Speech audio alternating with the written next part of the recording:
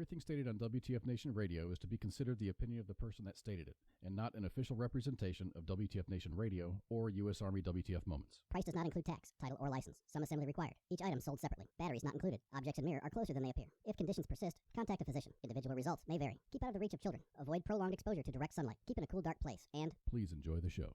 Shots.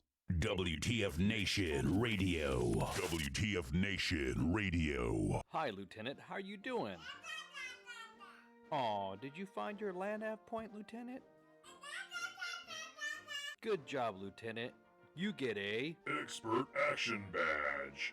put on your uniform right, Expert Action Badge. show up to work on time, Expert Action Badge. qualify on your weapon, Expert Action Badge. Badge of Action. find your guidon. Expert Action Badge. That's right, just doing your noble warrior task and drills, you get a Expert Action Badge. each item sold separately. Batteries not included. Objects in mirror are closer than they appear. If conditions persist, contact a physician. Individual results may vary. Keep out of the reach of children. Avoid prolonged exposure to direct sunlight. Keep in a cool, dark place. And Please enjoy the show.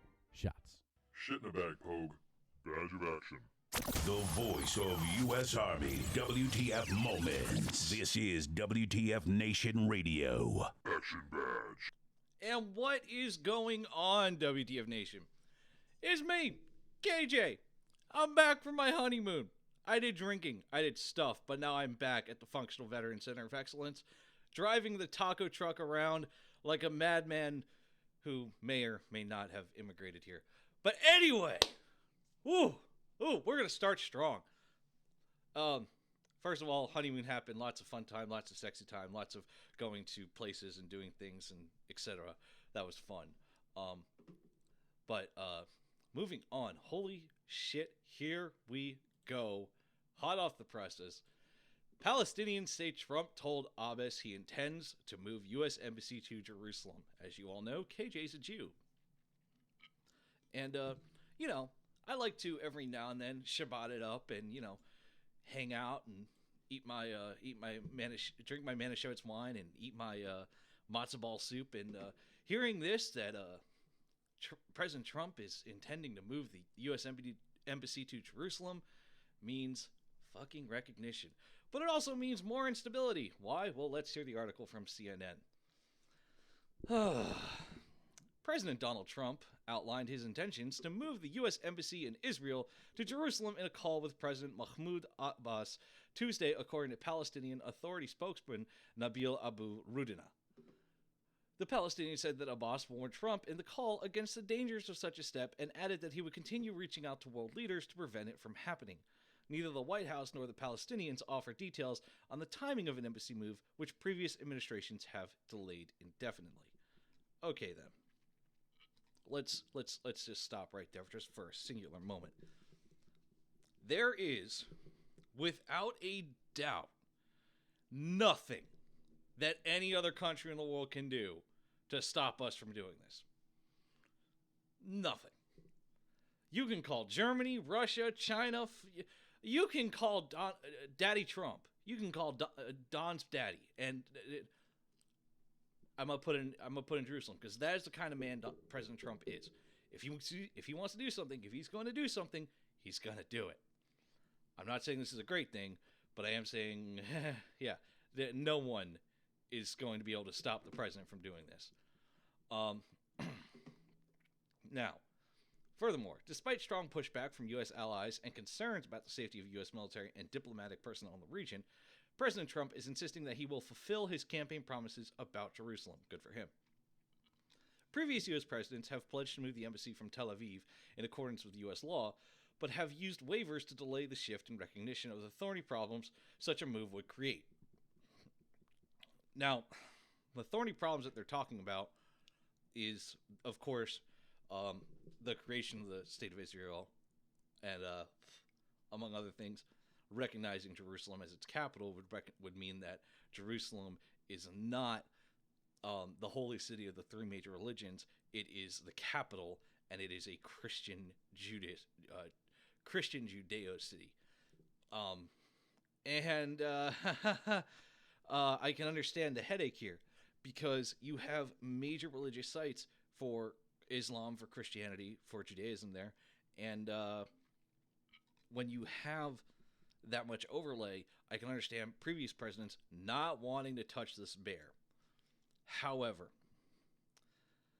for those of you that, read the Bible and know some history, y'all realize that Jerusalem has historically been a Jewish city.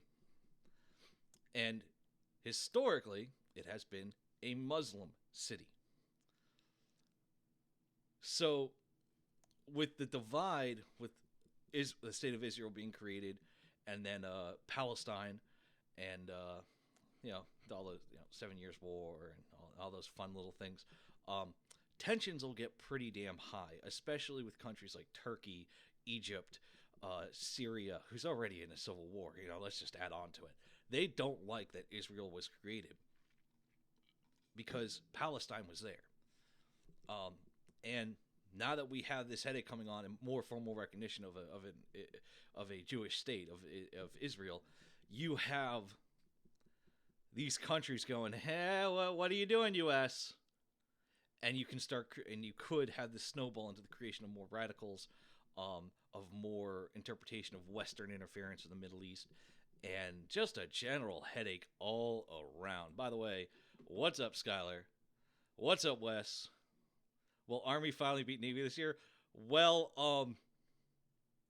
I'll address that real quick and then go back to the Middle East. I do not participate in the Army-Navy game. I stay as far away as possible. Go Army.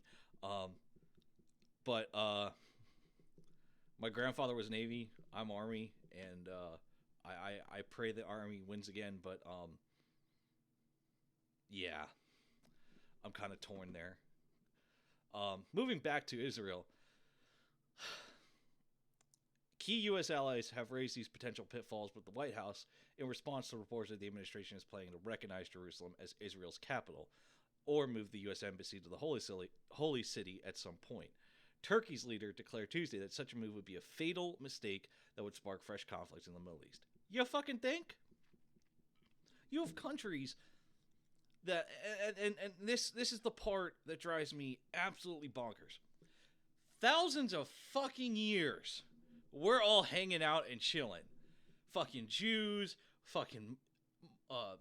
Jews, and then the Christians come, and it's like, okay, we'll hang out here, it's fine. And then the Muslims come, and it's like, okay, we'll hang out here, let's make some maths. And then out of fucking nowhere, we just decide, you know what? Hitler did some bad things. We need a place to put all these Jews. Let's put them in Israel. Let's make Israel a state.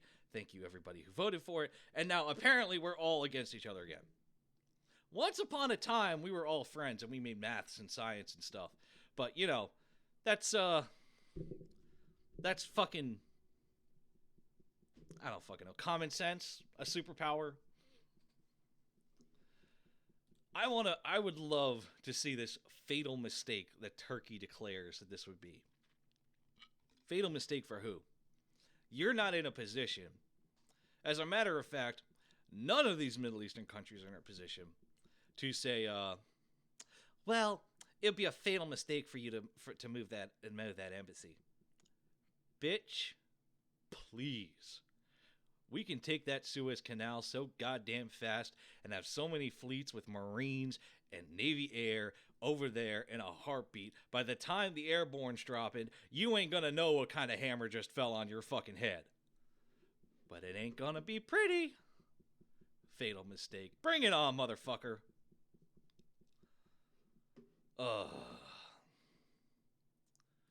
Idiots.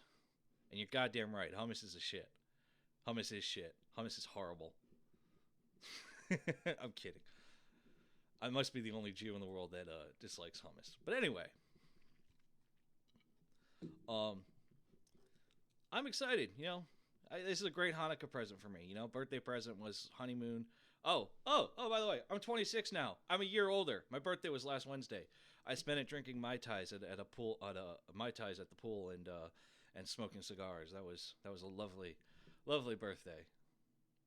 Mai Tais and cigars and a pool. But yes, birthday present was my honeymoon, and now for Hanukkah, which is next week, which I will be doing a Hanukkah show, because one of the nights falls on a Thursday, so I'll be doing a Hanukkah show and say the prayer with all you motherfuckers. Give the gift that keeps on giving, my lovely voice. this is my Hanukkah gift of we might have an embassy in fucking Jerusalem.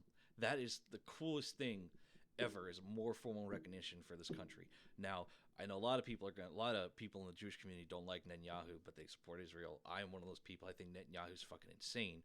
But this is great.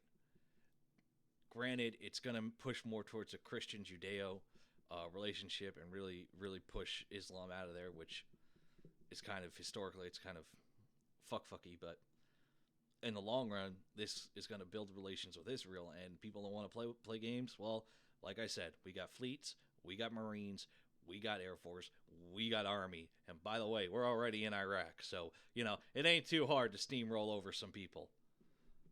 I mean, ISIS was nothing. We just blip on the marker. I'm kind of now regretting not taking my, what would Jesus do? I'm sorry, that should be what would KJ do. WWKJD. Come on, man. What would Jesus do? Well, hopefully he would shut the fuck up, put his gear on, functions check his M4, and make sure the 50's ready to rock, and hop in that Humvee in the gunner's seat and roll out. But, then again, I'm a Jew, so, at some point there involves some 2x4s and some nails, so. Oh, I went there. So it's the holiday season. We're gonna do this nice little compliment sandwich of stories where we're gonna have a oh my god, what the hell's going on, to it's a happy story, to oh my god, what the hell's going on. So it's a holiday season, and of course, as I've said 19 times already, I'm Jewish, but I was born in a Catholic Jewish household, so double the guilt, none of the acceptance to heaven. And of course, being born in this, I celebrated both holidays. I celebrated Christmas, I celebrated Hanukkah, I celebrated Passover, celebrated Easter, did both. And I hate the holiday season. I especially hate it now because everyone is so insistent on happy holidays, and I just want to sit there and be like, have a happy Hanukkah. And of course, they don't know how to respond. If I say Merry Christmas, because that's the majority of U.S. citizens, everyone's, oh my God, it's offensive. It's offensive to Jews. It's offensive to Muslims. It's offensive to Click-a-Cluckians or whatever, But I say Happy Hanukkah, and they have no clue how to respond. It throws them through such a loop. So of course, just before the show, I am out of tobacco, and I need to run and grab me some smokes, and run and grab me some dip, and get myself ready for the work week, and I stopped at my favorite Habibi store, and this dude there, I love him to death, sits there and he's like, hey man, have a good holiday, man, whatever you do. I'm like, hey, no problem, man, happy Hanukkah. And there's this woman behind me, and she interrupts and says, excuse me, did you just wish him happy Hanukkah? Now, I've known this guy for about 3 years now. I've exclusively bought my tobacco from him unless I went somewhere out of state. So he knows when I walk through the door, bam, I need a roll of Copenhagen Mint, I need a pack of Marlboro Menthols, and I'm also going to get 2 Rippets. Every time. Same thing, same price, never a problem. So this guy gives me that, do we want to fuck with her look? And I kind of give him back that wild shark man look in the eyes of we're going to fuck with her. And immediately, without a moment's hesitation, I look over and I'm like, yes, ma'am, I just assumed his religion. Happy Hanukkah. And he sits there and he's like, yeah, did you not know I'm Jewish? What did you think I was? Now, this guy has no lick of a Middle Eastern accent, even though he comes fresh from fucking Iraq. And I'm positive he did something with the army, but I don't know yet. And sure as fucking shit, she's now doubling over herself of, uh-oh, now I'm being accused of being insensitive and racist. So of course she's like, well, I just I thought because your name, I just thought that you were Muslim.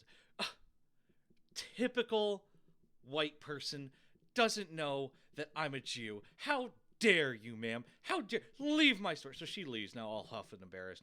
But not even 5 minutes later, because Sam and I are laughing her asses off, and we used to go to light up a smoke. Not even 5 minutes later, her husband walks in. And her husband's one of those typical proto-nerds that is absolutely that is absolutely just, cucked. And she's tugging at his arm, and he's got the ironic beard and the beanie and the flannel shirt, and he looks like a lumberjack that never, ever, ever, ever looked at a weight set in his life. And of course, she's like, all right, which one? And he doesn't even get a chance to say, which one of you said the insensitive thing to my wife? Immediately, it's, oh my God, honey, it's them. They're the ones who are so insensitive to me and my feelings. Oh, please. Please be a man. You look like a cuck, but please be a man. And he opens his mouth and he says, I'm only in here because you fucking forgot my smokes. Hey, let me get a pack of Marlboros. And he just throws them over to her. Like, just throws them over. He's like, here you go, ma'am. Yeah, stop being so sensitive, babe. Let's get out of here. There are men. There are men that have infiltrated the hipster ranks. Thank you, infiltrators of the hipster ranks. I applaud you. I fucking hate this time of year, but I love it. 8 nights of presents, which means money. And then one big night of presents. Okay, back to the shit sandwich that is North Korea. So last night on ISIS show, they were talking about the Pentagon should move U.S. dependents out of South Korea due to the North Korean threat, which is something that Senator Lindsey Graham on Sunday, he urged the Pentagon to start doing that. And I heard a lot of things during that segment, and I agreed with most of them. Some of them I was like, okay, yeah, I understand. But I wanted to point out there that, and Mom put a good point. It's like, as a dependent, if my husband got orders to go to South Korea, I wouldn't go over there. It's I got to be in the know of what's going on in the area, and that's part of it. And I'm like, yeah, that's a normal common sense sort of thing. But then again, common sense is a superpower. And it amazes me that there are people that are bringing their dependents to South Korea. And hey, Dale, how you doing? Afternoon. And my question is why?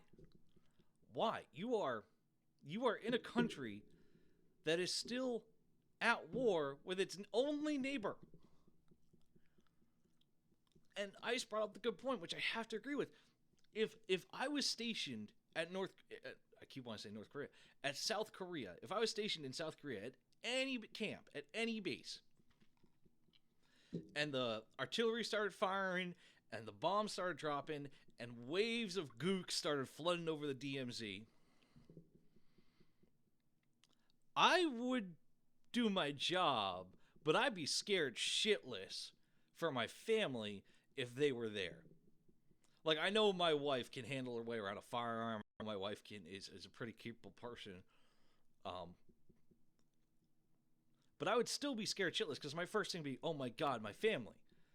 At some point it would I gotta go find my family. Bombs are dropping behind us, not dropping on us. They're bombing Seoul or they're bombing Incheon or something. And oh God, I gotta go find my family.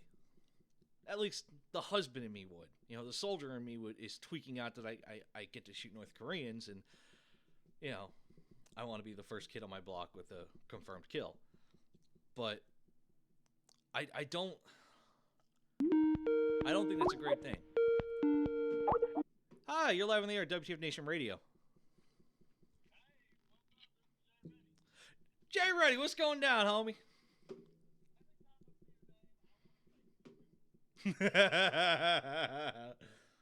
Love it.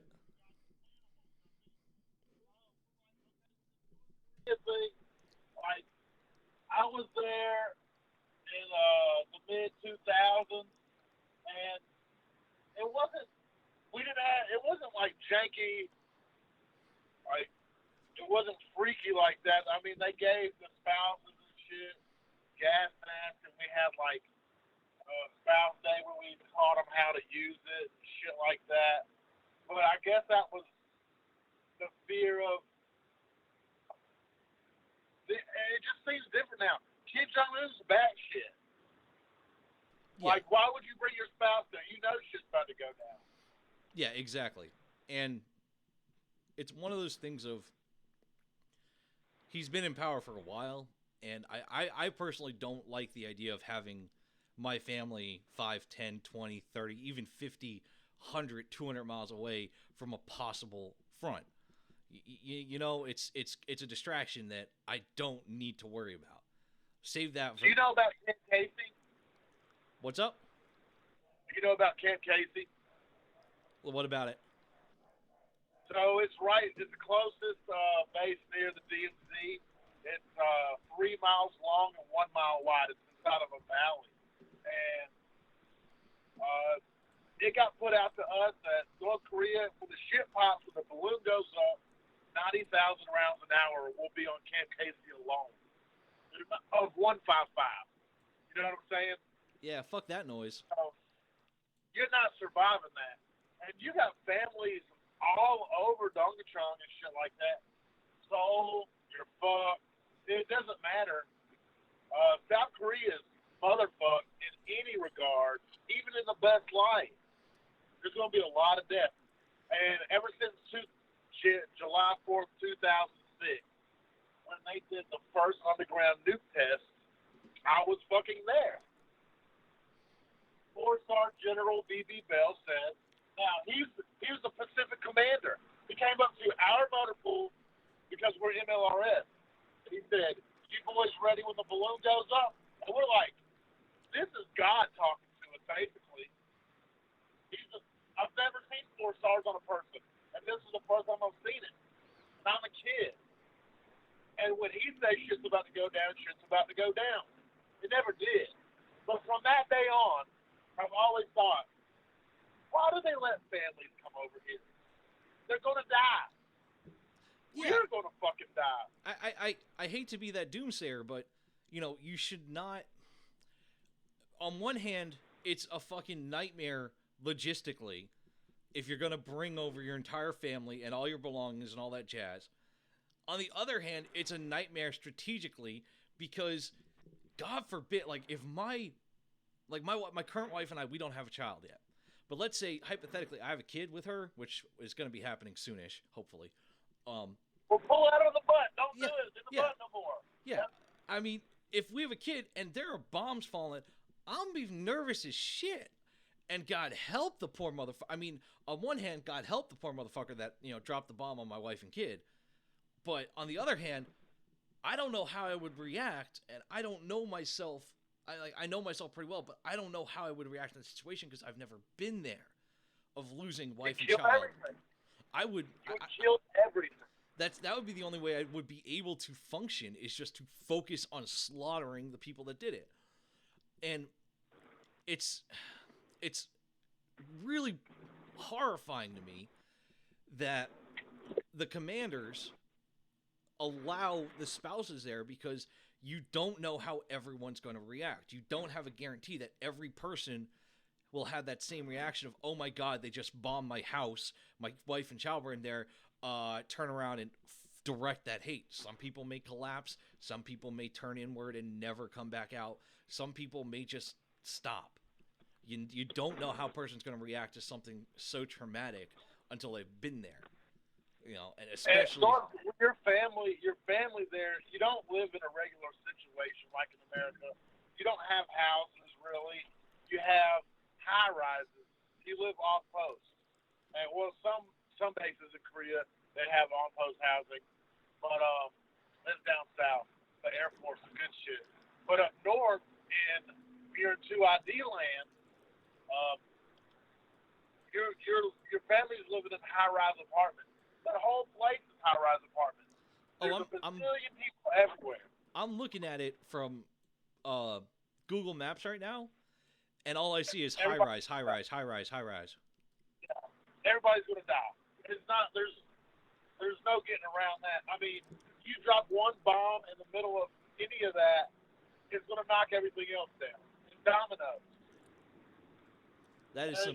Bringing your family over there, I mean, yeah, it seems cool and everything, and hooray!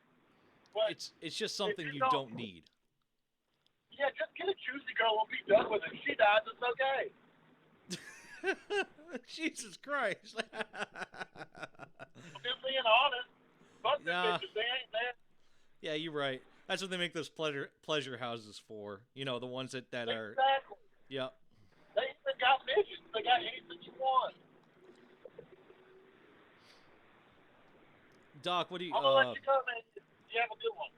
Yeah, you too, Jay Reddy. Pleasure talking to you, brother, as always. All right, man. Peace. Peace. It's. I gotta look that up real quick so I don't sound ignorant. Great. What? Doc, I'm gonna sound like an idiot. What the hell is FSA? Because it's not ringing a bell to me. Now I'm like, see my fucking. Oh. There we go. Yep, there we go. Okay, never mind. Got it. Looked it up. Figured it out. Sorry, I was looking at something else. FSA to me nowadays is Federal Student Aid. I was thinking Family Separation Allowance. Yeah. Yeah, it's... I get it, you know, from a DoD perspective, as Doc says, look how much it would cost to pay Family Separation Allowance. But it's not...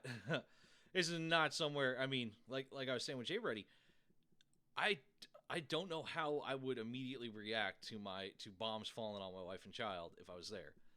And I hope that I would be able to focus on the mission and I would have no choice but to direct my anger and hate towards the bastards that did it. But that isn't the point of why I'm talking about North Korea. North Korea, as of 5:58 a.m., a senior UN official arrives in North Korea. Jeffrey Feltman, the UN's Undersecretary General for Political Affairs, will meet with officials and discuss issues of mutual interest and concern, the United Nations announced. The visit comes just days after North Korea last tested their nuclear program, and the last senior UN official to visit North Korea was Emergency Relief Coordinator Valerie Amos in October 2001. And the last time an Undersecretary General for Political Affairs visited the country was in February of 2010. So there's been 7 years. 7 years since the last political affairs. Oh God, over 7 years. Since the last Undersecretary visited, and an Emergency Relief Coordinator in 2011. Jeffrey Feltman is a former American diplomat, and he's now a key advisor to the UN Secretary General Antonio Guterres on global peace and security issues. He spent nearly 30 years at the U.S. State Department prior to joining the UN in 2012. The visit is a response to a long-standing invitation from Pyongyang authorities for policy dialogue with the UN. UN spokesman Stephanie Dujarric said in a press conference Monday. Meetings have been confirmed with the country's foreign minister, the vice minister, and diplomatic colleagues, Dujarric said. Feltman is also expected to see the organization's project sites and meet with members of the diplomatic corps. 6 UN agencies are represented in North Korea, staffed by a team of about 50 people from across the globe, according to a UN news release. South Korean Foreign Ministry spokesperson No Kyu-duk said Seoul has been in close contact with the United Nations and hopes Feltman will be able to relay the international community's united will that North Korea's provocation and threat must end. Now, what does that mean? What does that mean? That means that we have a gentleman over there from the UN, hopefully trying to advocate for peace. And if you've listened to me before, I am a huge proponent of peace before violence. There's always a way to try to work something out. In this case, the way to work something out is to get them to stop. And North Korea is like that bratty child in the classroom that he's looking for attention. He wants attention because he doesn't get any at home. And now we have someone that is coming over there to give him said attention. And I don't expect anything to come of it. I don't. See, that's the problem That's the problem with bullies. That's what North Korea is, essentially. It's a global bully. And Iran and several other countries. When they don't get their way, they throw a temper tantrum. In this case, constant nuclear provocation. They throw their temper tantrum and they bawl and they pick on smaller countries, or they pick on other people, and they try to force their way. And here we have a bully that doesn't realize that, because of how sheltered he's been, doesn't realize he's not the biggest, baddest kid on the block. And the best analogy for that is, it's Lovecraftian in nature, but Cthulhu. He sits in the deep. He waits for his time. That's what the U.S. is. We sit there, we wait, we go right ahead, play your fuck games. Because eventually you're going to push us over the edge, and when you push us over the edge, well, we're going to drop so much hellfire and hate that you have no idea what is coming down on you. And unfortunately, North Korea doesn't realize this. Other countries have realized this and learned from this. And now with the command team we have, the administration we have, with President Trump and Secretary Mattis especially, and General McMaster, and everybody really on the military and security side of the administration, they're, for the majority, men of action, especially Secretary Mattis. So let this undersecretary from the UN talk and see if there can be a civil solution. I hope there is. I hope Kim Jong-un backs down and that nothing comes of it, and that he starts behaving and falling in line and towing his responsibilities to the global community. However, with all likelihood he won't, and with all likelihood we will be in a position where we need to act, and hopefully nothing bad comes of it. And that is why I find what Lindsey Graham said so important in relation to this meeting. Depending on what is said and done between the undersecretary and the North Korean officials, that may be very good cause. If the meeting goes well, great, leave it as is. If things keep going well, great, leave it as is. But we need to put out that message that if things don't go well, let's get all of our civilians home. Let's get everyone home ASAP. If you're, if this meeting doesn't go well, nothing of substance was made of it. Okay, all American citizens, let's go. Unless you're military personnel, let's go back to the U.S. Come on, hurry up. Now, sadly, that also means to play our unknown battlegrounds team, most of it. But I can live a couple months without playing my favorite battle royale game. And besides, I'll have a better chance of winning a StarCraft game or two. But that would be an effective time and a very effective message of saying, we're ready. Just give me the go. We're ready. We'll play games. That would be much more effective as a passive way of doing it. Of saying we're ready to play by pulling all the citizens out, pulling all the civilians out. Let's go. And South Korea will see that and go, what? And other countries in the area will go, oh, what? And China will eventually say, oh, huh? It's appalling. I know, I'm using big words because I think my mother's listening today. She doesn't like it when I say fuck. But it's appalling that we haven't taken these measures already. We've issued stern warnings, and we've warned of fire and brimstone and all of these things. But the harsh reality is we've done nothing to really back up what we're saying. Okay, yes, we've flown some stealth fighters over. Okay, not a problem. That's a great way to prove our gumption. We play our war games. We We do our training. Yeah, okay, cool. But when you pull civilians out of a country, in any capacity, that right there says to the population, what's going on? Why are they pulling out?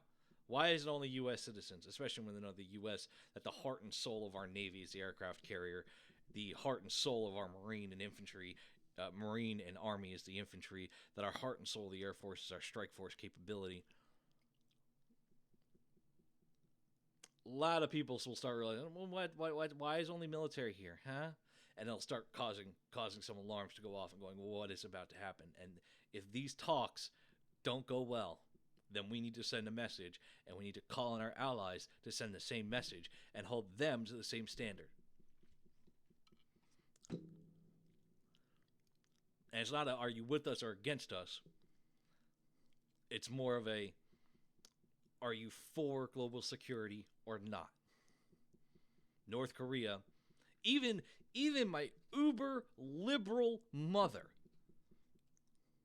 who consistently calls President Trump's administration the regime and believes she's going to be incarcerated for being Jewish, even my super liberal mother agrees that North Korea is a threat. That entire half of my family agrees North Korea is a threat. When you have the most quote unquote publicly tolerant and sensitive and etc., and they all agree North Korea is a threat, you know something's wrong.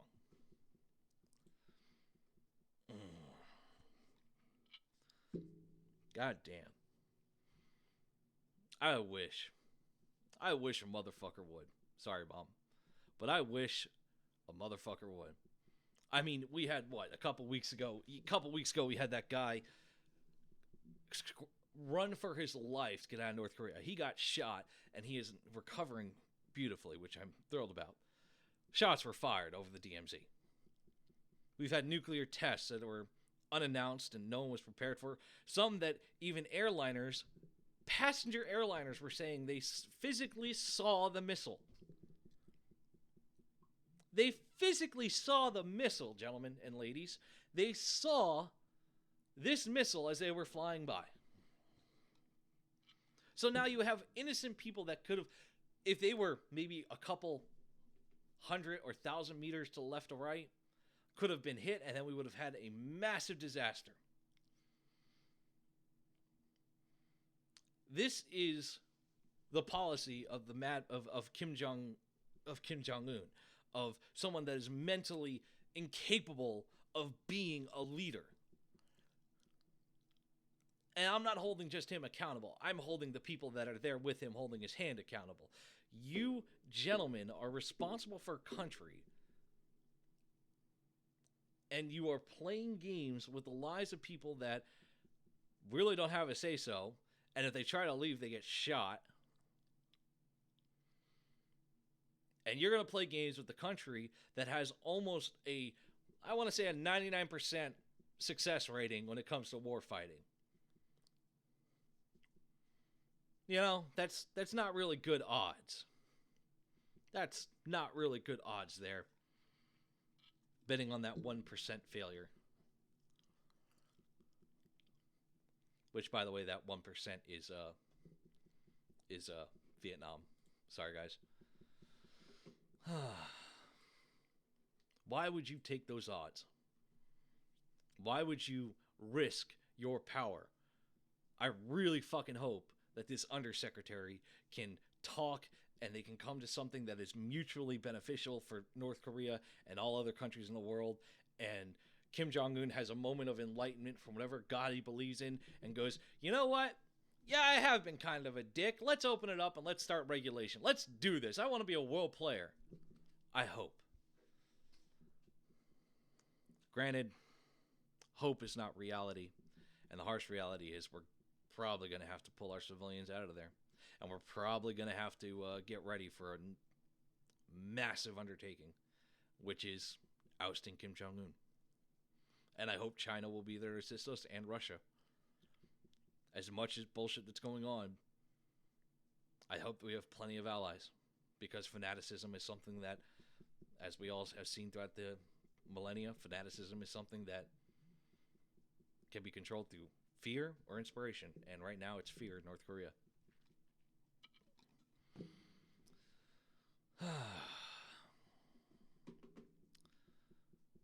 Moving on, going away from the Far East, we'll head a little bit closer to home. How about that? So as you all know, KJ once upon a time was going to be a lawyer. And then I decided I don't like arguing with people for a living. So then I became a radio host. And then I still argue with people for a living. But one of the key things I love arguing is law. And one of the best things I've seen all day is, and I quote from the Washington Post, "Not a final ruling, but the justices okay travel ban enforcement." From the Washington Post, "It's not a final ruling, but the Supreme Court is letting the Trump administration fully enforce a ban on travel to the United States by residents of 6 mostly Muslim countries. Challenges to the policy are winding through the federal courts, and the justices themselves ultimately are expected to rule on whether the ban is legal. It applies to travelers from Chad, Iran, Libya, Somalia, Syria, and Yemen."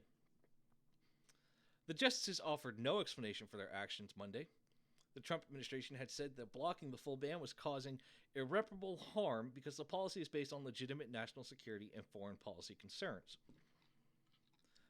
The order indicates that the High Court may eventually approve the latest version of the ban announced by President Donald Trump in September. Lower courts have continued to find problems with it. Now, that's important. For those of you who are not familiar with how the Department of Justice works, you have local courts, you have your circuit court, which are state-run, and then you have your state Supreme Courts, your federal, you have federal courts, then your state Supreme Court, and then you have district, and then you have the Supreme Court of the United States. And if SCOTUS, the Supreme Court of the United States, says something, everyone else must follow. And I rarely am upset with a Supreme Court decision. Rarely. I usually get more upset when the lower courts decide to, circumvent. And when it comes to this travel ban, which is not exclusively a Muslim ban, because there are Christians and Jews and, a bunch of other people, whites, blacks, Asians, Latinos, men, women, him, her, shim, she's, etc. People of all races, creeds, etc., come from these countries. Yes, they are primary Muslim countries, but Syria is in the middle of a civil war. Oh, Syria also has ISIS. Somalia has a bit of a piracy issue. Libya, well, Gaddafi's out, but there's still some of his friends. We've never gotten along with Iran since the 70s, and I don't know anything about Chad. I can't think of a better sentence to say about that. I don't know anything about Chad. I feel like I'm sitting around an office cooler when I say that. Hey, have you heard about Chad? No, I haven't. Talk to me about him. I heard he's got some terrorism. Oh, that sounds exciting. Yeah, there you go, Chad. And Yemen, which is having some issues of its own regarding, extremists. Continuing on. The order indicates that the High Court's, I've read that. Presidential spokesman Hogan Gidley said the White House was not surprised that the court permitted immediate enforcement of the president's proclamation limiting travel from countries presenting heightened risks of terrorism. Now, let me finish this up. The opponents of this and previous versions of the ban say they show a bias against Muslims. They say that was reinforced most recently by Trump's retweets of anti-Muslim videos. Now, President Trump's anti-Muslim prejudice is no secret. He has repeatedly confirmed it, including just last week on Twitter. It's unfortunate that full ban can move forward now, but this order does not address the merits of our claim, says Omar Jadwat, director of the American Civil Liberties Union Immigrants' Rights Project. God, that's a lot of fucking... Damn. ACLU, your shit's getting complicated. The ACLU is representing some opponents of the ban.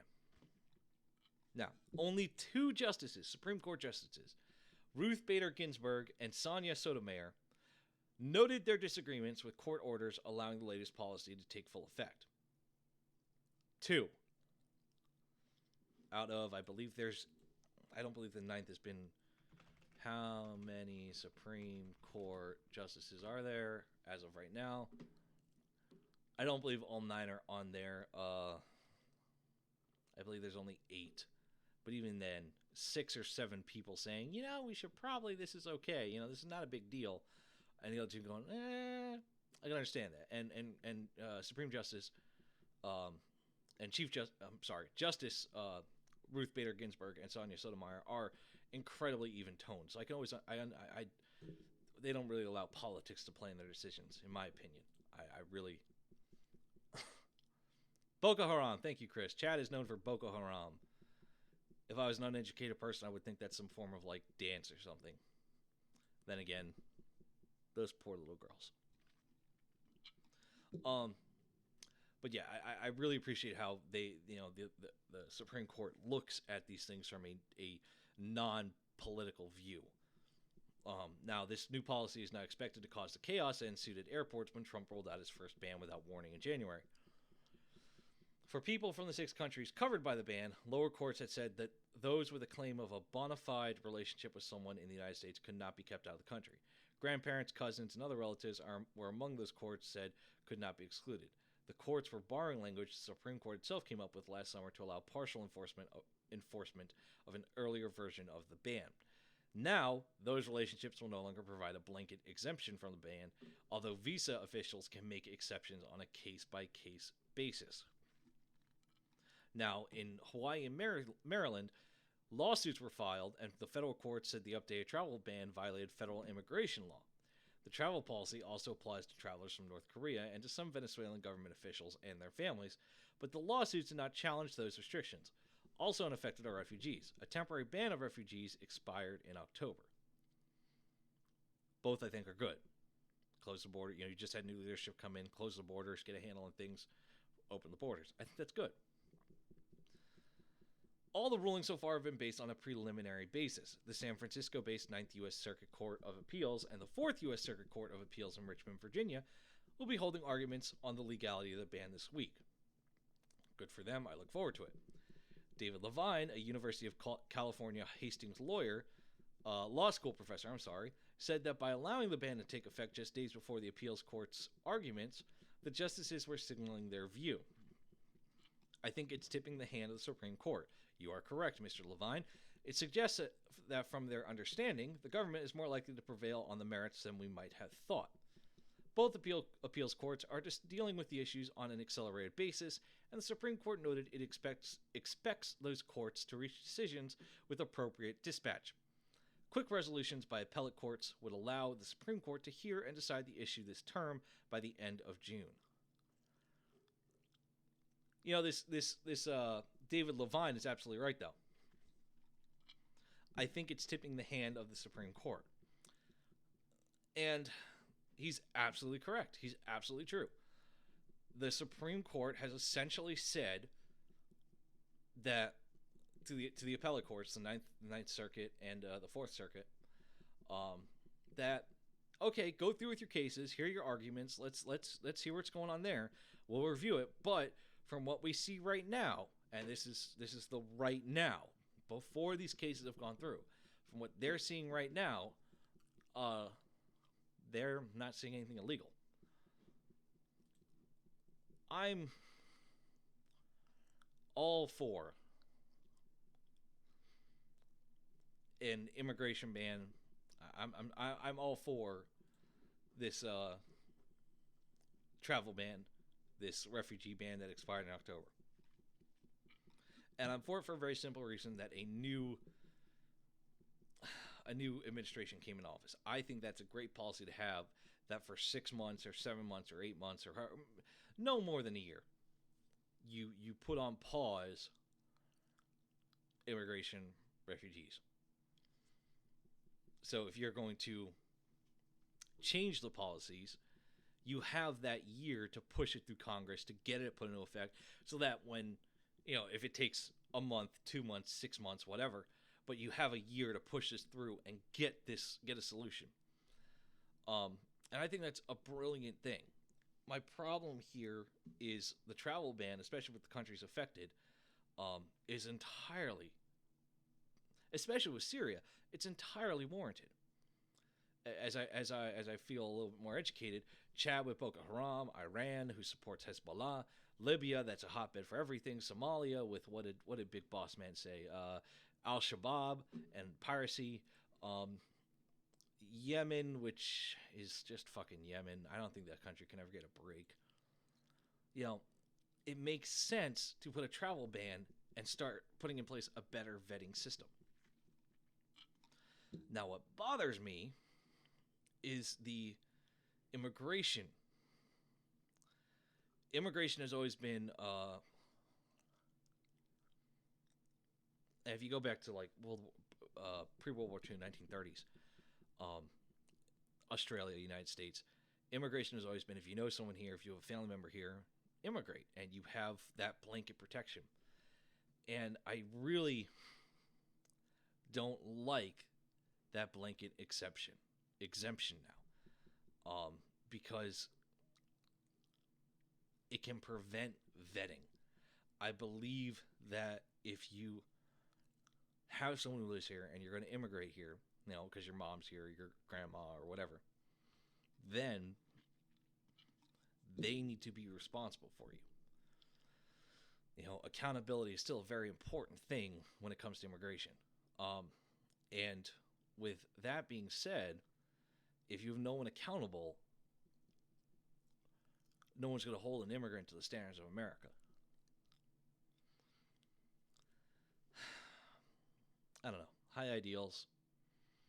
I'm very glad the Supreme Court actually went through with this, because that means that until those appellate courts are heard in the appellate courts, and I know it's the 9th District out of San Francisco, which everyone rips on the 9th District, but I'm not going to, and I'll tell you why in a minute. But those appellate courts are dealing with their own cases, and hopefully those get solved quickly, and we can get a better Supreme Court ruling from the SCOTUS and has something that is actually law, that the president has to abide by, that Congress has to abide by. Not having a temporary or a not having a ruling on this still leaves a lot of things open to interpretation. And when it comes to law, that makes my skin crawl. You know, I understand law is not always in black and white, but some things, you know, you do need a quick, this is the correct thing, this is the wrong thing, and then there's the shades of gray in between. This really doesn't have, as of right now, any shades of gray. And the quicker it gets sorted out, the more opportunities will come up for and against it, and then this will evolve and become actually something that is, you know, workable. And I know, I'm going to defend the 9th District real quick. This is the same court that said they would not enforce it. And I feel that President Trump is an asshole for saying, you know, horrible things about the 9th District. But this is also the same court that's told California, and I quote, that your 10-round magazine only is unconstitutional because it isn't comparable to anywhere else in the country. Those judges there kind of know what they're doing. And I don't like to give them shit, especially anyone that's on the district court level or Supreme Court level for state. They know what the fuck they're doing. 9 times out of 10, they've been a judge for a pretty long time. And they're the ones that live there. You know, I'm not going to... I'll make jokes about, you know, California and New Cuck City. But the harsh reality is, I lived in New Cuck City. Well, I lived in Long Island and visited and went to and spent a lot of time in New York City. And California, I've never been. So, you know, when I talk about those cities and their respective things, you know, I've got some firsthand experience. I've got none. I'm going to trust the guys in the 9th District to do the right thing. And so far, they have been for that area. So far. Still needs work. Everything needs work. All right, that being said, been here for a hot minute. We're going to take a short break. I know, California, huh? We're going to take a short break. We're going to listen to some tunes. We're going to leave the Facebook up. Just have yourself a good time, relax, enjoy yourself. We'll be back just after the hour here at Jose's Taco Truck. So have a shout on me, and I will see you shortly. WTF Nation Radio.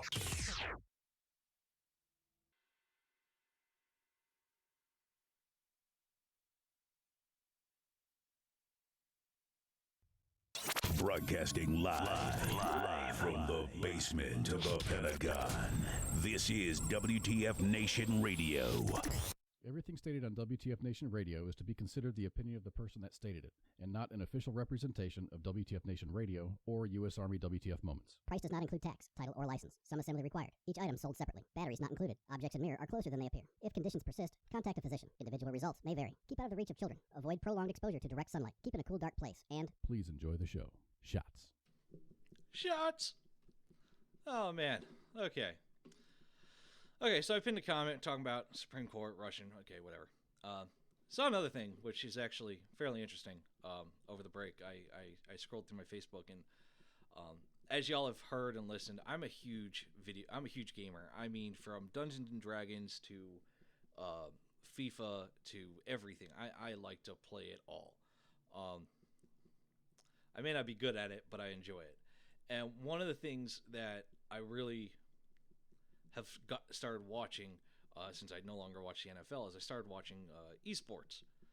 I started watching the Counter-Strike competitions and all that jazz, and realizing that I'm never going to be that good. But one of the things that always caught me by storm, especially with the esports industry, is something called the Overwatch League. Overwatch is a team-based shooter. It's got the giant gorilla and the Reaper dude and Tracer and Widowmaker with the butt and all that jazz. And one of the big things about it is I never really looked into it more, and I'm just starting to, and I feel like an idiot because I didn't realize that there's 1, 2, 3, 4, 8. There are 10 U.S. teams. I'm sorry, 9 U.S. teams and 3 international teams, and it's badass. They're rocking and rolling and fighting. Like, they got a schedule and seasons, and damn, like right now, preseason. Tomorrow, Florida Mayhem versus the San Francisco Shock. Los Angeles Valiant versus the San Francisco Shock. Seoul Dynasty from South Korea. So at least they'll avoid getting the bombs dropped on them versus the Shanghai Dragons from China. Los Angeles Gladiators versus the London Spitfire. I wonder where they could be from. And it's just damn cool that this is being handled like a legitimate. It's being handled like a sport. They've got seasons and stages and playoffs and grand finals, and just awesome. If you haven't given a check out, and if you're a gamer, I would definitely check out the Overwatch League, because they've got it set up like any other sport.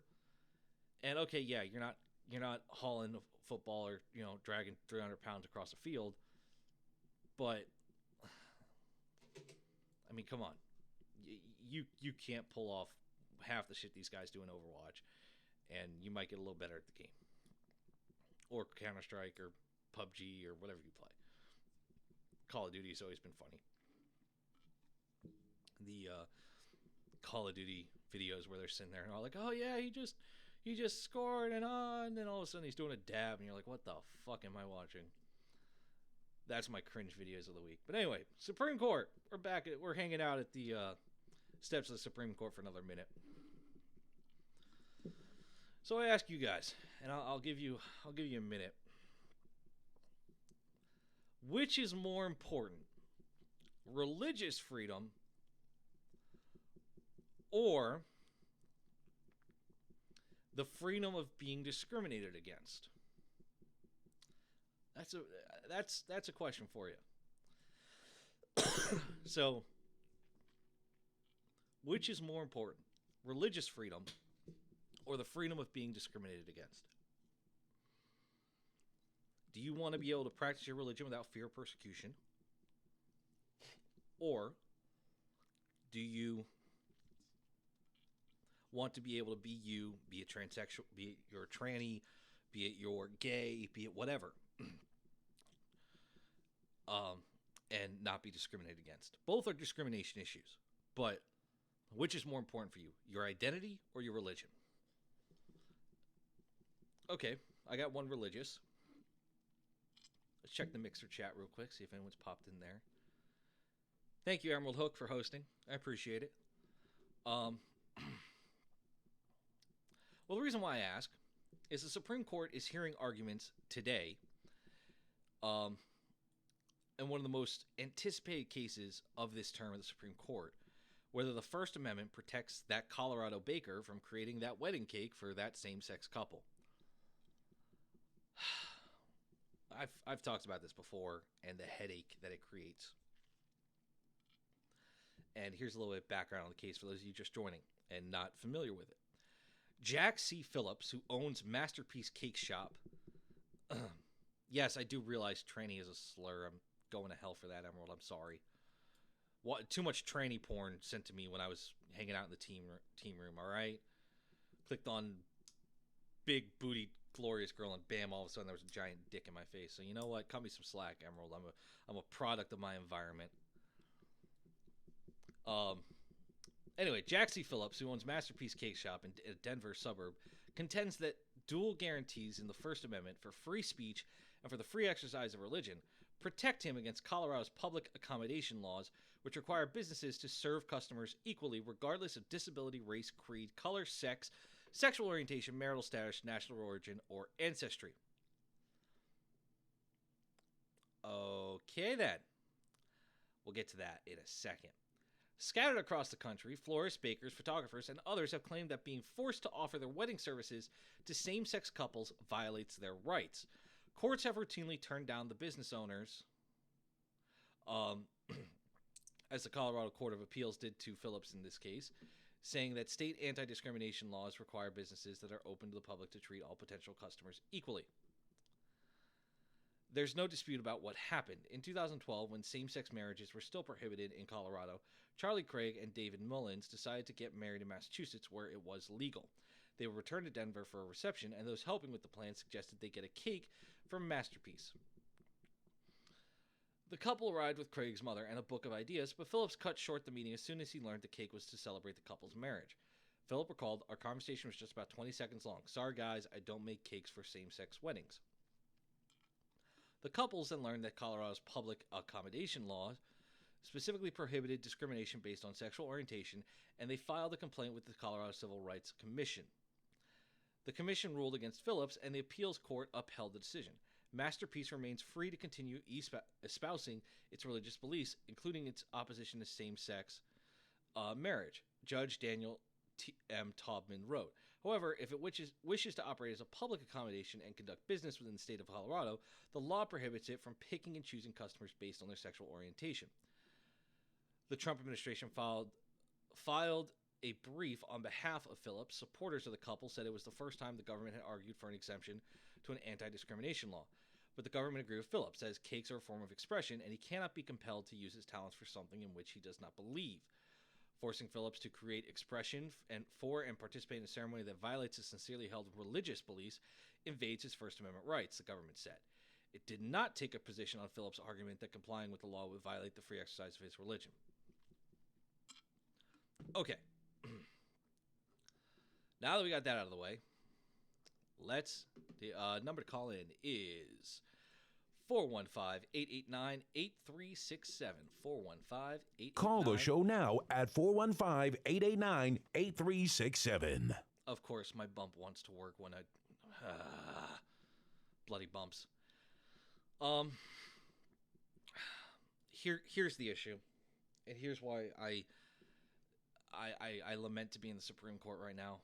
On one hand, and first of all, I'm going to ignore President Trump and his administration filed a brief on behalf of Phillips because you're an idiot and you're supposed to remain impartial on this one, so good fucking job. Second, the law from Colorado, which requires businesses to serve customers equally regardless of disability, race, creed, color, sex, sexual orientation, marital status, national origin, or ancestry. When you have a law, it cannot go outside of what the current laws in the books are. So for your First Amendment grants you the freedom of speech, freedom of religion, freedom to assembly. Hey, you're live on the air at WTF Nation Radio. Who's this? Yeah. Hey, this is Spencer. How you doing? Pretty good, Spencer. How you doing, brother? Doing all right. So this whole conversation, I think the thing that throws me off is the government shouldn't be involved in free business trade. I'm not against, couples and, same-sex marriage, whatever. Go do what you do. Exactly. But don't require somebody to follow yours. You aren't entitled. You don't have a basic human right to purchase from somebody. If that person chooses to open a business and sell whatever he does, she does for a living, they can choose, hey, I don't want to sell to you. And this they don't have to. And this is the part that's really aggravating, because when you have a law on the books, like for example, we have the First Amendment, that is an inalienable right. Freedom of religion, freedom of speech, freedom of right to assembly, all that jazz. And then you have this Colorado Public Accommodations Law, which actually falls into the First Amendment. Requires businesses to serve customers equally, regardless of disability, race, creed. So there's your race, your religion, color, okay, more on race, sex, okay, sexual orientation, okay, marital status, national origin, or ancestry. So this, if for example, I went into Masterpiece Cake Shop and I wanted a wedding cake, but I'm single, and I just wanted a wedding cake to say I had a wedding cake, he can't deny me based off this law. However, because this Colorado Public Accommodations Law is within the confines of the Constitution, the guy's an idiot.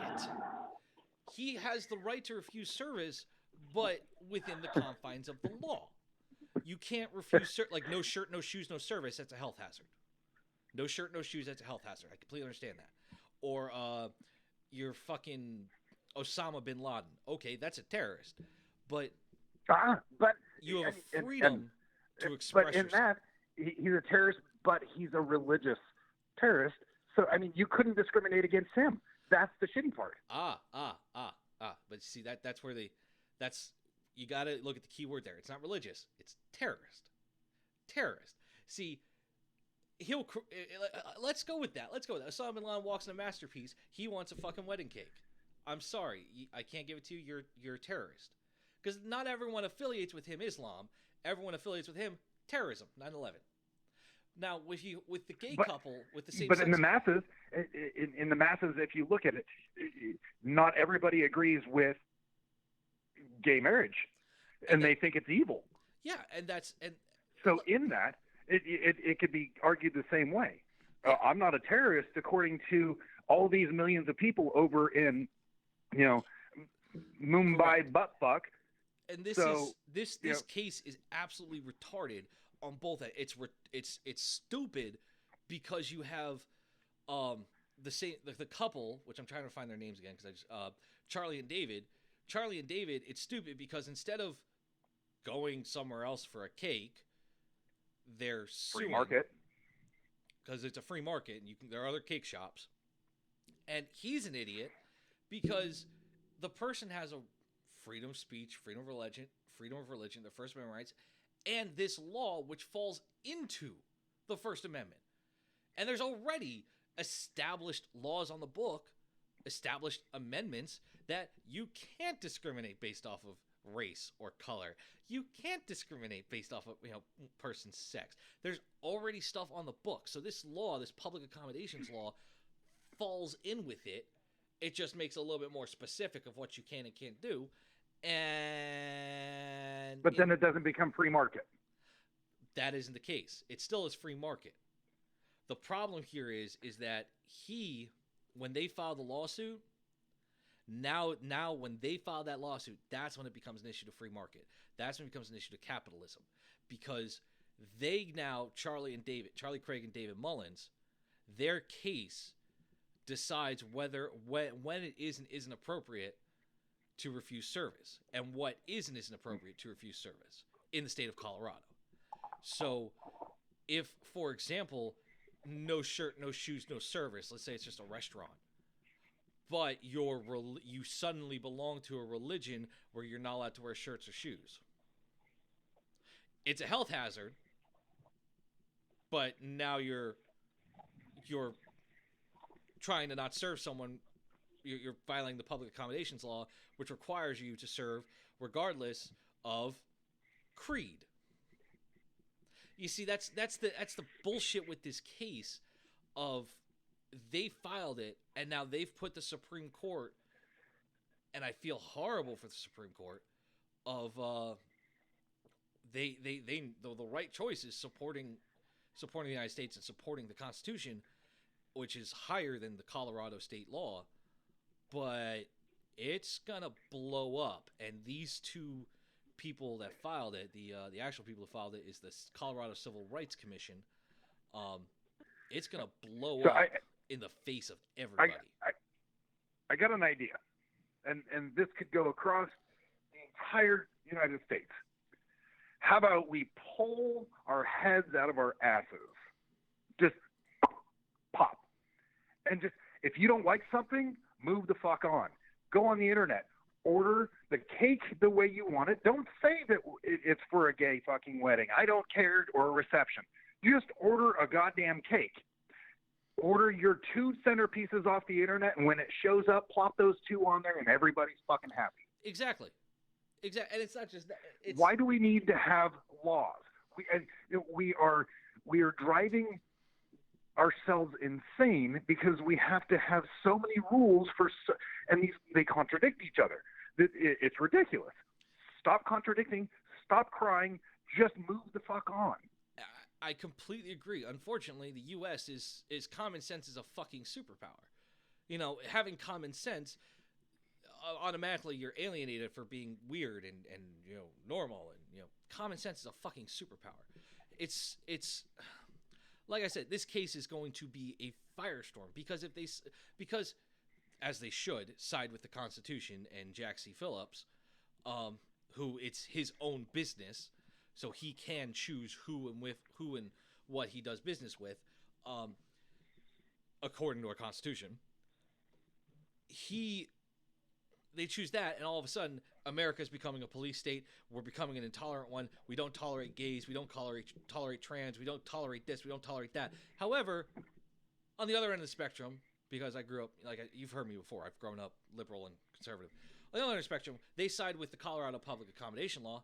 This country's morals are going down the shitter, and we have no respect for classic American or classic Christian upbringing, and it just never fucking ends.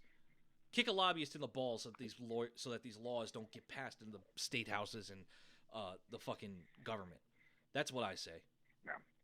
But hey, I'm originally from Colorado, and I'm glad I don't live there. The military took me out of there. I moved and moved and moved. I don't live there anymore, but I'm glad I don't live there. I mean, the gun laws went, south. The Californians have moved there, and they're just dragging all of this garbage with them. It's insane. It's ridiculous. And, I live in Oregon at the moment, and it's the same way. There's so many hippie, liberal bullshit. You're afraid to say anything. Just the average person, the average Joe Schmo, you can't say anything. I'm not a huge fan of Trump, but I'm glad that Hillary's not in. But I'm afraid to even say that. Now, the worst thing, and I appreciate you calling in, and I appreciate your insight. But one of the worst things about the attack to capitalism and our country, have you heard about what's going on with Teavana? No.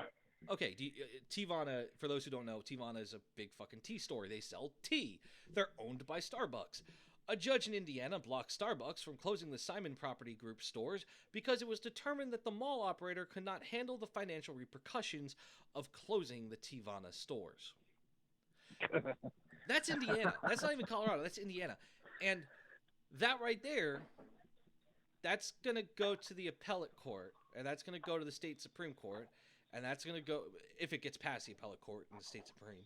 And if that ever got to the national level, if that ever got to the SCOTUS, the Supreme Court of the United States, and they ruled in favor of the Simon Property Group because it was determined the mall operator could not handle the financial repercussions, I'm out of here. I'm gone. I'm going to fucking Rhodesia 2.0. I'm going to party out in the bush, slot floppies, and have a good day. But Jesus. Yeah. We need to. Yeah. Well, I think that if we could do one thing, and it would seem rash, but these major cities, okay, here, everybody that is this left liberal leaning, whiny cry everything, move to one side of the country. Everybody else move to the other. We'll be happy. We'll have free market and everything else. We'll be fine. Unfortunately, if you don't like it. Unfortunately, think about that for a second. We put, and hypothetically here, we put all of the conservatives, all the Republicans, all the conservatives, we'll put them on we'll do north-south. We'll do north-south. We put all of the Republicans, all the conservatives, we'll put them on the southern line, just to make it easy. And we'll put all the liberals, all the Democrats on the northern line. What did we just create? Division. We just created division. We just created, Civil War 2.0. And that is, unfortunately, I've been screaming for it ever since I fucking got this broadcast gig. We are so goddamn divided already that if we divide any further, we'll have the core American values, which is free commerce and capitalism, the family, and most importantly, the goddamn Constitution violated. Everything else can come and go as it pleases. You know, like same-sex marriage. Awesome, great, I don't care. Not a big deal, doesn't affect me. So, transgendered in the military. Do it before, do it after, don't do it in because you leave a man empty in my section. Just before or after, I don't care. If you get it before, come on in. If you get it after, have a great life. I don't give a shit. Just not in. I don't want to have me to pay for it. I don't want to have that empty 240 slot in my section, or I need a grenadier all of a sudden and I don't have one. I don't need to put 3 hats on that one guy. I don't need the ammo bearer, the ammo bearer, the assistant gunner, the gunner to also be my grenadier. Oh, and by the way, now we're missing an ITAS operator, so guess what? Hop on that ITAS, buddy. You don't need someone wearing 5 hats. You know, policies like this that are stupid, or court cases like this that are absolutely stupid, that are going to put us in a position where no matter what, fire and brimstone is going to rain from one side of the aisle or the other. Kick a lobbyist in the balls, get them out of Washington, because they're the ones that are really funding this bullshit. And, of course, fake news. But, you know, everyone's now guilty of fake news. Hey, I appreciate the call, Spencer. Thanks. Hey, you have a good afternoon, brother. You too. Bye. But that's the heartache of it. No matter what fucking comes of this, it's gonna be a fire and shit show. The same thing with this Teavana bullshit. No matter what happens, fire and fucking brimstone.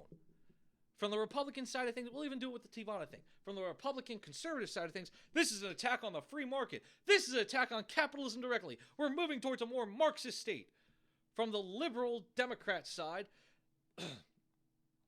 we have to think about the owners and the people that run the properties and how much they'll lose. Do you not realize how fucking stupid you both sound right now? This judge from Indiana and the Supreme Court hearing this, and the fucking, I'm sorry, not the Supreme Court, the appellate court and the district court and the fucking state Supreme Courts that are dealing with this cake thing, you have effectively put the Supreme Court of the United States in a goddamn rock and a hard place where they have to make a political decision and they're not fucking supposed to. You fucking assholes. God, I have said fuck more times in this past 10 minutes, and this is how much I love the law. Oh. Okay. Moving past the Supreme Court, we're going to an investigation. The Trump-Russia probe. Okay. I can't talk about the Supreme Court anymore. If I do, I'm gonna have like gray hairs and I'm gonna look like ice back in the 70s. The Trump-Russian probe. Mueller demands the Deutsche Bank data. U.S. Special Counsel Robert Mueller has asked Germany's Deutsche Bank to provide records of accounts held by Donald Trump, according to reports. He issued a subpoena to the bank several weeks ago, demanding data on transactions linked to the U.S. president, Reuters news agency, and a German newspaper say. Deutsche Bank has previously rejected similar demands, citing privacy laws. Mr. Mueller is investigating claims of collusion between Mr. Trump and Russia. U.S. investigators are said to be demanding information on dealings linked to Mr. Trump as part of an investigation into alleged Russian influence in the U.S. presidential election, according to Handelsblatt and Reuters. Deutsche Bank, which is one of the Trump's organization's major lenders on its real estate projects, so will not comment on any of its clients. Now,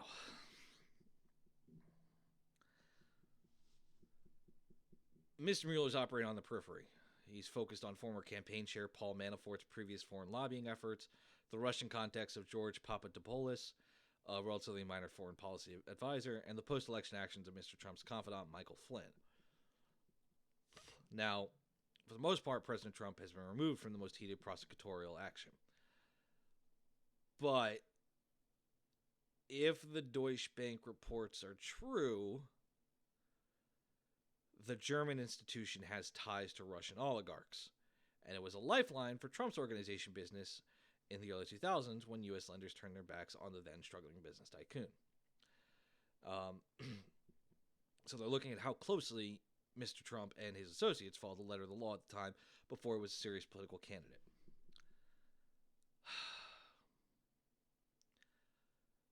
Okay, I don't believe any collusion happened between President Trump and the Russians. I don't. I'll be honest here. I don't believe it. It just doesn't make sense to me. And fuck you, Chris, for triggering me about the goddamn law. But I will say this. How the fuck did they get Capone? They followed the money. How? Taxes. How the fuck do you get anybody?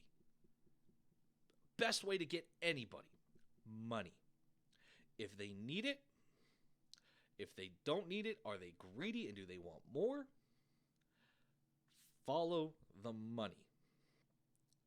Money doesn't lie. And banking institutions, and the IRS, and the other tax-affiliated organizations of other countries are pretty damn good at keeping records of money. It's probably one of the few things this entire global world has down pat is keeping track of who owes what to whom and how much. If something comes up and there was collusion, this is where we'll start seeing the beginning of it. If there is some evidence of collusion, this is where we will start seeing the beginning of it. We'll see funds being transferred weirdly. We'll see things like that, which lead to something that could be as simple as a advising fee to the extent of $250,000 or $1 million or $25 million or whatever. Numbers don't lie. It's a hard fact. Very rarely do numbers lie. I want to see what these numbers are. I can't wait to see these numbers are. And even though President Trump has denied any collusion with Russia, calling the allegations a witch hunt from the article and from his own goddamn mouth,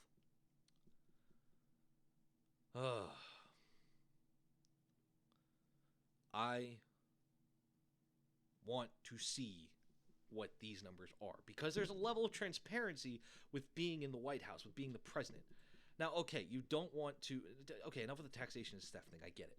I get it, Chris. Taxation is theft. I understand it, Roger. But how the fuck are we supposed to pay our troops? Ooh, how do we pay our troops if taxation is theft? I'll let you dwell on that one. Moving past that. Oh, God, I lost where I was going. Damn it. Trump witch hunt. Yeah, numbers don't lie. And transparency with the presidency. There we go. I'm back on topic. Transparency with the presidency. You have to be transparent. And these accounts should be transparent. I don't care that he's the first president that hasn't released his tax returns when he hasn't had to. I don't care. What I care about is transparency. And if you have something to hide, why do you first feel like you have something to hide? That is the problem. That is why the president needs to be 100% transparent. That is why Congress needs to be 100% transparent. The only people that don't need to be 100% transparent is the Department of Justice, because guess what? They're already fucking transparent. Oh, God. No, I'm not going there again. No, I'm done. I'm not going there again. Moving forward. Pep talking myself. It is insane that this is still going on and nothing has come of it, and there's opposition. This should be with open arms. Go right ahead, investigate, because why? A degree of transparency. If he believes it's a witch hunt, then give him access to fucking everything. You may remember a couple weeks ago talked about text messages through Julian Assange and Donald Trump Jr. talking about how WikiLeaks was going to release information regarding Hillary Clinton. Yeah. That doesn't look good. That's collusion. That's what collusion is. That's a form of collusion. So, there's already a bad egg in the bread basket. Let's check the other fucking eggs. Mr. President, you should be pretty goddamn transparent about that. God damn it. Got me all worked up about the DOJ. Okay, all right. I want to hear this now. I would love to hear how the private market would pay our troops, our government troops. That is the excellent question here. If taxation is theft, and we're sticking with the money thing apparently, if taxation is theft and the private market is to pay for our troops, how? Do we hire people to be our military?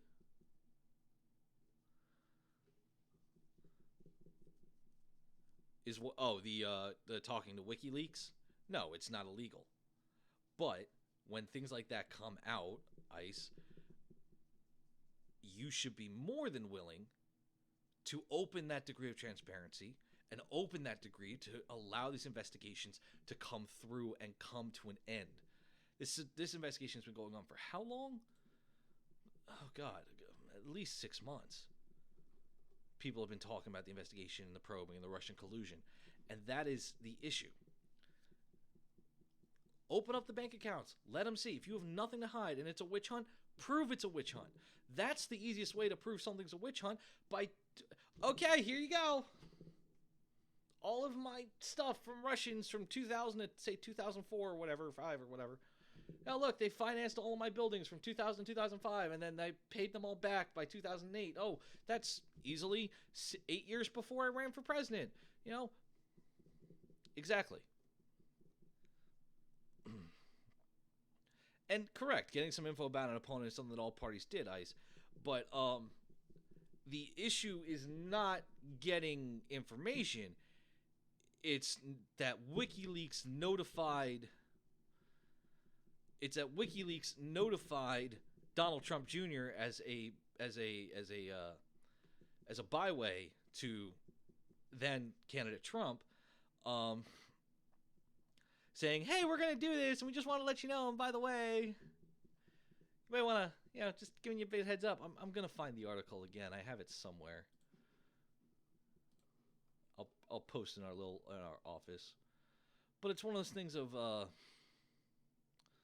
the hell is it? I know I talked about it. There we go. There. Copy. Ba-ba-ba-ba-ba-da. Yeah, I'm all riled up. Yeah. I'm all riled up. I don't know how we paid for our troops before 1913. I think it was commission or something. I don't know. It's not my thing. All right, fuck it. I'm moving past President Trump. I'm moving past the Supreme Court. I'm moving into Congress. God damn it. All right, so Representative Conyers will leave Congress in wake of harassment claims. Good. Jesus Christ. You are how... I'm not even going to read the fucking article. I'm just going to say good. I'm sorry. I'm a firm believer in term limits for Congress. And I don't believe that you should be able to constantly run for the same district over and over and over and over and over. And because it eventually gets fucking stale. Because eventually you get out of touch with your community. You're... God, how old? 80-something? Oh, fuck was that? Got me all riled up on taxes and shit. Now I'm fucking... Duh. That's not it. 88. 88 years old. He's 88 years old. He's sitting in Congress. How in touch with you are you with your district? How well do you know what's going on in your district? I don't care that it's in the wake of the harassment claims. What I care about is you're finally getting out, and maybe, hopefully, your nephew, Ian Conyers, who's vying for a seat, won't be touchy-feely, allegedly, but at the same time, maybe he's a bit more in tune to what's going on in his district. When you start to get older, I'm looking at a certain Arizona guy that, you know, is suffering from a horrible tumor, horrible form of cancer, you start getting out of touch with your constituents, especially the younger ones. That's why we elect people, and that's why we need to keep it full of fresh, new bodies and ideas, or else we end up getting something like, you know, the magazine ban in California that was deemed to be unconstitutional by its own Supreme Court. Why did my phone just randomly restart? That was fucking ghosts. You know, I mean, Spencer, if you want to form a militia, we'll fucking rock that shit. We should do it. We'll get our own private funding. We'll get some land out in Montana. We'll call it KATN, Kick Ass Take Names Incorporated.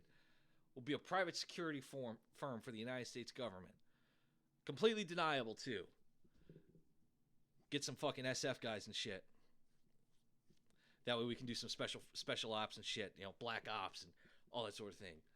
All right, I've rabbit trailed enough. Yeah, congressmen make what? Yeah, average about 3 to 5 times what the average medium household makes. And they stay there for years and years and years and years. So, get out. I don't care that it's due to harassing claims and you're worried about your legacy.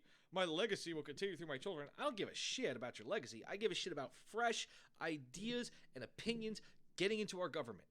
Get out. Get your fucking great nephew in there and let's see what the fuck he's got planned for your district. God knows Detroit needs it, you fuckstick. All right. God, just to what the hell? Okay. All right, I'm sorry. I don't mean to lose face here, but I open up USA Today for my next article, and as I'm scrolling through you know how they have those ads on the side that like, oh, 50% off one item, free gifts, free shopping. The ad is from adamandeve.com. So I think I'll be having a talk with my wife about what she got for us for Christmas. Or more specifically, got for me for Christmas. Moving past that. So I said I was going to talk about the FBI. Who's ready for a face-palming moment? The feds issue 4,000 orders to seize guns from people who failed background checks. It's okay, I can hear your face palms from here. Federal authorities sought to take back guns from thousands of people the background check system should have blocked from buying weapons because they had criminal records, mental health issues, or other problems that would disqualify them. Good luck. USA Today review found that the FBI, here we go, issued more than 4,000 requests last year for agents from the Bureau of Alcohol, Tobacco, and Firearms and Explosives to retrieve guns from prohibited buyers. It's the largest number of such retrieval requests in 10 years, according to FBI records. An especially striking statistic after revelations that a breakdown in the background check system allowed a troubled Air Force veteran to buy a rifle later to use to kill 26 worshippers at Texas church last month. The FBI's National Institute Criminal Background Check System, NICS, vets millions of gun purchase transactions every year, but the thousands of gun seizure requests highlight persistent problems in a system where analysts must complete background checks within 3 days of the proposed purchase. If the background check is not completed within the 72-hour time limit, federal law allows the sale to go forward. ATF agents are asked to take back the guns if the FBI later finds these sales should have been denied. In addition to public safety risks, the ATF agents tasked with retrieving the banned weapons from unauthorized gun owners across the country are exposed to potentially dangerous confrontations. You fucking think? Potentially dangerous confrontations. Okay. Roughly 4,000 people. 4,000 people purchased firearms, of which they shouldn't have gotten them because they had criminal records, mental health issues, or other problems that would disqualify them. So,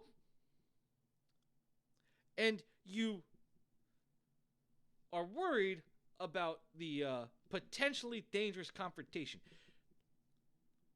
Criminals, mental health patients. Okay, does not seem like the most stable of situations. And second of all, that kind of reinforces the goddamn NICS reform that I was talking about a few weeks ago as well. Hold on, let me see if I can find that again. Where's the NICS reform? NICS, there's Zimbabwe.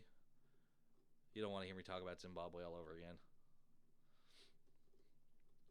Where's NICS reform? Come on. I had that. All right, anyway. While I'm looking for that, I'm going to keep talking. It's retarded. It is by far one of the dumbest things I've ever heard about. I mean, I get it. Someone's going to slip through the cracks every now and then. If you're buying a firearm and you know you shouldn't be buying a firearm because you're a criminal or you've had your Second Amendment rights taken away or you're a mental health patient, whatever the fucking reason is, and you know you're not allowed to do it, and you do it, and now these guys have to come and take these guns. How many of them do you think are just going to say, oh, I'm so sorry about that, sir. Here you go. Here's my AR-15 or my High Point 45 or my Smith & Wesson M&P Shield 40. You know, how many of them are going to be, okay, not a problem. Here you go. Take my gun. And even better, how many of those fucking guns are still with the original person that bought them? Some of them had criminal records. God damn it, FBI. First fucking SCOTUS has got me riled up. Now the FBI has got me all pissed off. I mean, for Christ's sake, a breakdown in the background check system. How? Ugh. I get it. The National Instant Criminal Background Check System, NICS, is an excellent tool that needs to get worked upon. And I'm trying to find this goddamn article so I can describe what the new bill that's coming out. Fix the NIC. Oh God, where is it? Oh Jesus, yeah, it's called Fix the NICS, and it was proposed by bipartisan stuff like that. Fix NICS bill, and basically it uses all descriptors to conducting a background check because too many people get denied who shouldn't. Language requiring the Attorney General to take such actions as may be necessary, including withholding funds to prevent a state imposing regulations that result in a federal firearms licensee charging for a background check pursuant to section blah, blah, blah, blah, blah, to penalize a state that does so. You know, it's a bunch of things that would cause someone not to go through the NICS or stall doing NICS to really hold the state accountable to get these guys, these sellers accountable, dealing with just sellers from local gun stores, etc. But for fuck's sake, what do you expect is going to happen when you put firearms in the hands of someone with a criminal record or a mental health issue, of which you don't know what kind of mental health issue, and you don't know where these firearms are and even now? Because a private sale, you don't have to do a background check. You don't even have to do a fucking bill of sale in some states. You just hand the gun over and take the cash. But for fuck's sake. Potentially dangerous confrontations. You fucking think? I hope one of these guys in these potentially dangerous confrontations just starts laughing his ass off of, I can't believe they fucking sold it to me. Y'all are fucking retarded. I hope the ATF is just sitting there. It's like if and when you get that one guy, I said, I can't believe they sold to me. Just in there. Yep, we're retarded. Not a problem. But this is what happens with a system that is relatively old. Let's continue the article. These are people who shouldn't have weapons in the first place, and it just takes one to do something that could have tragic consequences. I feel like the people speaking here for the ATF are toddlers. Anyway, David Chipman, a former ATF official who helped oversee the firearm retrieval program. You don't want ATF to stand for after the fact. Well, apparently that's what you fucking stand for anyway. Jesus Christ. 4,000 goddamn... I can't even imagine being the FBI agent that has to process all that. And that's why I mentioned the FBI. Because it's the FBI's program. And on top of that, the FBI has to issue these requests for ATF to do it. ATF no longer is alcohol, tobacco, and firearms. ATF is after the fact. Because they can't do shit beforehand. And this fucking proves it. Jesus Christ. It seems like the only thing they can do beforehand is shoot your dog and then pay you in apologies for shooting your dog after they take your guns. It seems like the only preemptive thing they do is shoot dogs. Of course, someone listening is an ATF agent and is railing at me and is pissed off, but Jesus Christ.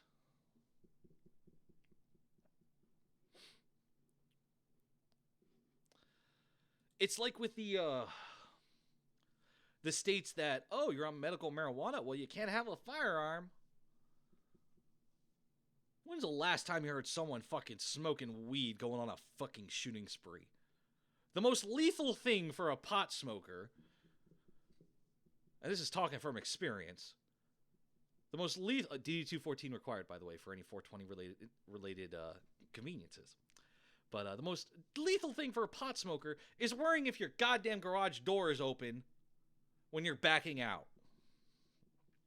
Or if you left the light on for the pizza guy. That's the most lethal thing. For fuck's sake.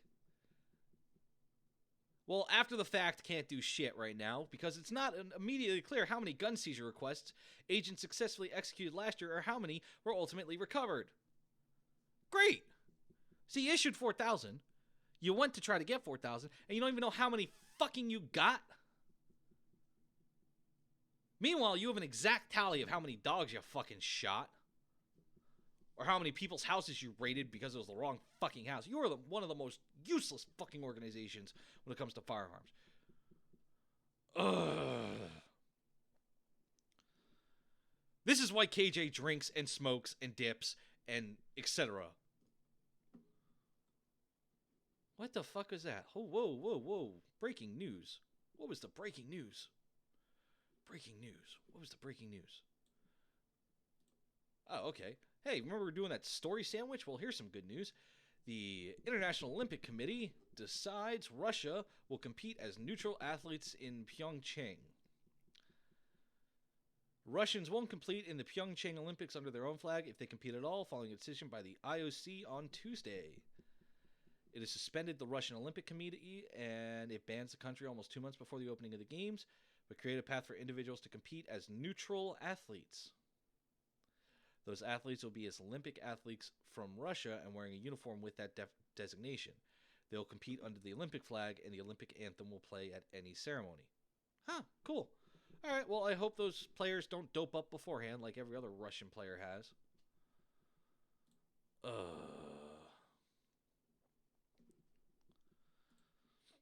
So yeah, Russia's not allowed to play at the Olympics. They have to, if they want to play at the Olympics, they have to play under the Olympics as their team. Idiots. Oh god. Hey, D-Max. Yeah, ATF is more worried about old dudes with moonshine stills and how many dogs you got in your house. I like that. Spencer, that's a great comment. Is obesity, Doritos, and pizza. Okay. All right, I got to address this elephant in the room. Emerald over in the Mixer chat. I don't know if you heard me. I don't know if you're still here. But I am going to address this elephant in the room. Yes, I said a slur. I said tranny. I said it. You heard me. You heard it here. You'll hear it on the podcast. You'll hear it twice. I apologize that I offended you. I'm sorry. However, a word is a word. You give a word meaning and importance. Hello. Thank you for calling WTF Nation Radio. This is KJ from Mose's Taco Truck. What's up? I got flushed! Yeah. Cool. Anyway, word's a word. You decide how much power you give it. That being said, I'm going to use whatever words I have that can convey whatever message I need to convey as quickly as humanly possible because I don't have all day to convey my opinion. So if you didn't like what I said, I'm sorry. But the message being said needed to be said. Granted, now that I know and it bothers you, I won't use it. But that's how adults handle an offensive situation. I'm sorry. I won't say that again. Have a good day. I hope you're still listening. I hope you still host us on Mixer, etc. But if not, c'est la vie. With that being said, we're in the final 5 minutes of the show. It's time for house cleaning and last thoughts. Okay. I can do this. I can do this. I can do this without getting triggered. I can do this without getting triggered. All right. Happy Tuesday, everybody. December 7th on Thursday. We got Car Santa.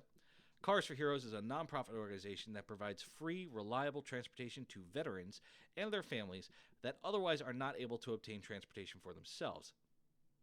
If you're listening, I would definitely like a 69 Mustang or a GTO or a 95 Jeep Sahara Edition, pretty please with sugar on top. Next Monday, December 11th, Officer Cole will be joining us. He's a full-time police officer in Fort Worth, Texas. On his own time and with his own finances, he dresses like a superhero and visits children who are battling illnesses in hospitals all over the country. His goal is to be able to travel to all 50 states and Canada to visit children who want to see their favorite superhero. Next Thursday, December 14th, we have Medal of Honor recipient Captain Florent Groberg. He's returning again to let us know what he's currently up to and talk about his new book, 8 Seconds of Courage, A Soldier's Story from Immigrant to the Medal of Honor, which now I have a new book to read. And next Saturday, December 16th, we have Bill Harris. Bill Harris is a volunteer firefighter from my hometown of New York who chased down the terrorist on October 31st, 2017. The suspect, Seyfulio Saipov, rented a truck from Home Depot that was used to mow down people in lower Manhattan, killing 8. Bill will be on to talk about his experience and how it's changed his life. And as always, to the New York Fire Department and Police Department, y'all always go above and beyond. And to all of our police and firemen, y'all are some of the best people I will ever know. And I'm honored to say that. Please don't forget, we have a show every night and 2 afternoons of the week. On Tuesdays, we have Jose's Taco Truck with myself and Ghosty. We're on every Tuesday and Thursday at noon. And we usually run about 2 hours-ish. Then Tuesday nights at 8 p.m. Eastern. Every Tuesday, we have Tied Up Tuesdays with Minx and Grey Cloud. Talk about the news from relevant English KJ discussion. Following that, Wednesdays we're taking a break. Thursdays, we have Sergeant's Time with Ice and Doc Madness and Mike Golf that addresses current issues with the active duty Army community. God, I can't speak today. I'm so triggered by by Congress. Friday, we have Friday Night Freedom with Minx and Mud Puppy, and they recall the week's events and take your phone calls. And be sure to talk to Mud Puppy about 19.1 inches. Saturday, we have the most savage show on the internet, Saturday Night Savagery, with Jay Reddy and Pookie. Always a load of fun. And Sundays, to bring us full circle, we have The Green Room with Jason and Charlie, your 420 friendly show, DD214, required to participate. Also, pretty pleased with sugar on top. Don't forget to check out our incredible sponsors, which is why my thing is not working. Thank you. We have 2 great sponsors with 2 great campaigns. Project Overwatch, their Paw Patrol campaign. Cameras, dogs, situational awareness. Bam. You can't argue with that. Second, every dollar donated on the campaign is spent on the campaign. They're entirely nonprofit. And as always, Rangers lead the way. And we also have War Horses for Veterans, 3-day horse and networking experience where you get the opportunity to bond with horses, hang out with fellow vets, share your no shit there I was stories, eat some good food, whole kit and caboodle. You know, I'm still chomping at the bit to get out there and do my thing and get over my thing of horses because I'm not afraid of them. I've never liked them, and you know, I figured that'd be a good place to do it or get laughed at while I try to do it. And, you know, we've had our big bosses go out there and ride. You know, we've had Ice and everybody go out there and have a good time and ride around. Okay.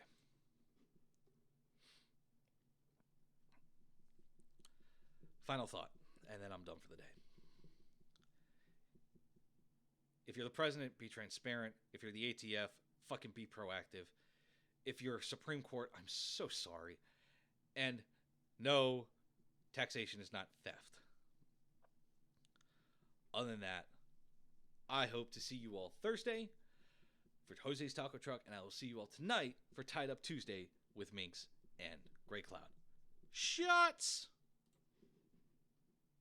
And proven, mind, heart, and soul, I'll always be a human. Like you breathe, I breathe, and like you see, I see, and like you need, I need, and like you bleed, I bleed. Don't treat me like an object, I'm tested and proven. Mind, heart, and soul, I'll always be a human.